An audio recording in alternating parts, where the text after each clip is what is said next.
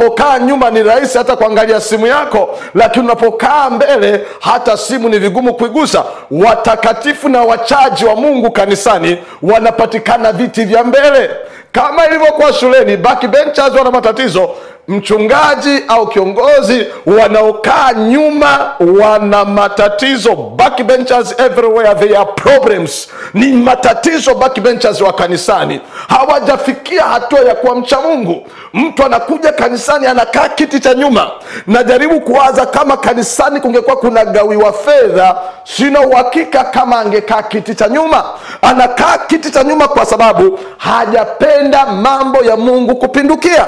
Kama kesho na kwenda ibadani na unakaa kiti cha nyuma, ukae ukijua ya kwamba haujafikia hii hatua ya kuwa mcha Mungu. Maana mcha Mungu anakuwa kama Mariamu. Biblia inasema aliketi miguuni pa Yesu. Haleluya. Wakati Martha anajisumbua na utumishi mwingi, lakini Mariamu aliketi miguuni pake Yesu. Na Yesu akasema, Martha, unajisumbua na utumishi mwingi, lakini Mariamu amechagua fungu jema ambalo halitaondolewa. Liko fungu jema, mtu wa Mungu, ambalo halitaondolewa. Fungu la kumcha Bwana, fungu la kuwa na hofu ya Mungu, ni fungu ambalo halitaondolewa. Nimeamua kuwa mcha Mungu. Nimeamua kumcha Bwana kwa moyo wangu wote. Nimeamua kumcha Bwana kwa akili, kwa roho zangu zote, kwa roho yangu yote. Na wewe amua leo. Na wewe amua leo. Anza kupenda mambo ya Mungu kupindukia. Anza kupenda mambo ya Mungu kupindukia. Penda Mungu kwa mali yako. Penda Mungu kwa fedha yako. Penda Mungu kwa muda wako.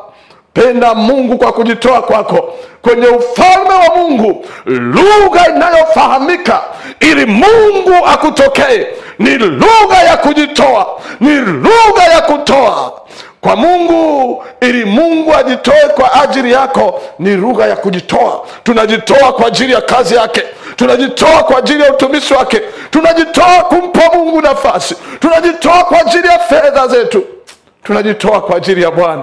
Kwa nini? Kwa sababu tunamcha, tunamhofu, tunamuogopa, tunamheshimu. Cha Mungu. Unapomcha Mungu unapenda mambo ya Mungu kupindukia. Mambo ya Mungu kupindukia.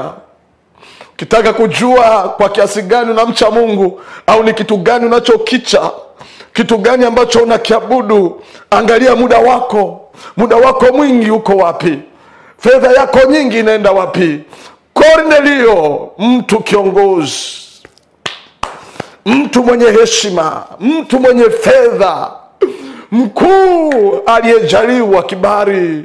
Biblia inasema alikuwa akimcha Mungu. Tena sio yeye tu, yeye na nyumba yake yote. Yeye na nyumba yake yote. Pendo wangu, nataka Mungu akutokee. Hakikisha una develop hii character ya kumcha Mungu. Sio wewe peke yako, wewe na nyumba yako yote. Mungu nijalie. Mungu nijalie. Mungu akujalie mpendwa mtazamaji wangu. Ni wakati wa kumtazama yeye aliyeangikwa juu. Tumevitazama vya dunia, vinapita, na neno la Mungu linasema msiviangalie vinavyoonekana, maana vinavyoonekana ni vya muda, lakini mviangalie visivyoonekana, maana visivyoonekana ni vya milele. Niko hapa kwa neno la Bwana kukuambia, umetamani Mungu akutokee, lakini kila anapokuja kwako anakosa uchaji, anakosa uchaji. Yeye ni Mungu anayeangalia wamchao. Malaika wa Bwana hufanya kituo wakiwazunguka wamchao na kuwaokoa. Mungu anawahudumia wamchao. Mungu anawajia wamchao. Mungu anawatembelea wamchao. Ni usiku wa kugeuza moyo wako na kuadhimia moyo wako usiku wa leo kwamba Bwana nitengeneze upya. Mtunga Zaburi alijua kumwambia Mungu, Mungu niumbie moyo, nipe moyo wa nyama, nipe moyo wa ibada, Holy Ghost fire. Nifinyange tena kwa upya, nifinyange tena kwa upya. Niwe mchaji, niwe mtu ninayekucha wewe Bwana, niwe mcha Mungu. Oh, haleluya.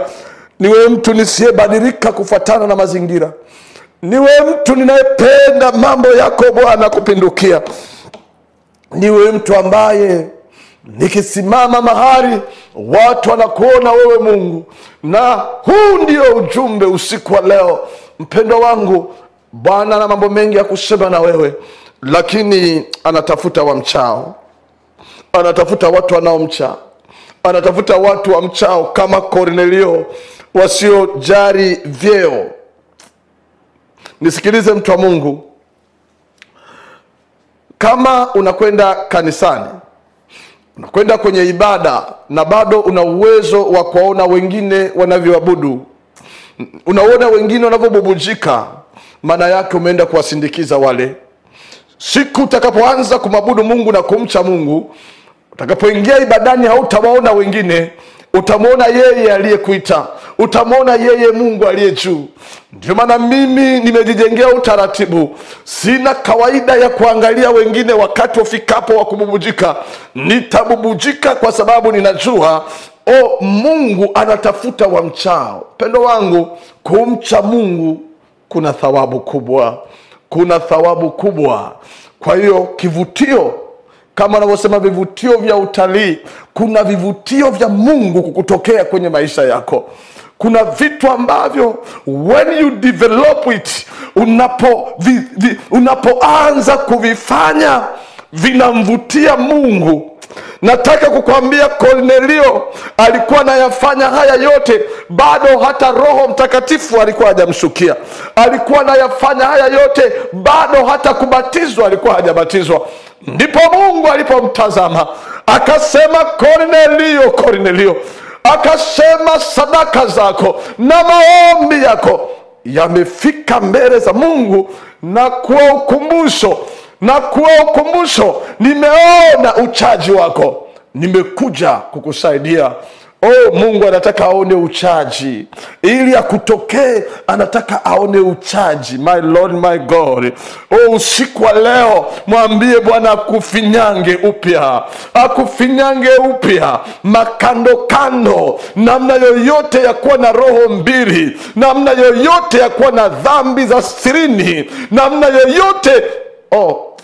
Umeheshimiwa, unaheshimiwa, uende unakaa hata mbele kwenye madhabahu ya Mungu, lakini wewe ni shahidi, nyuma ndani ya moyo wako yako mambo unayoyafanya ambayo unajua kabisa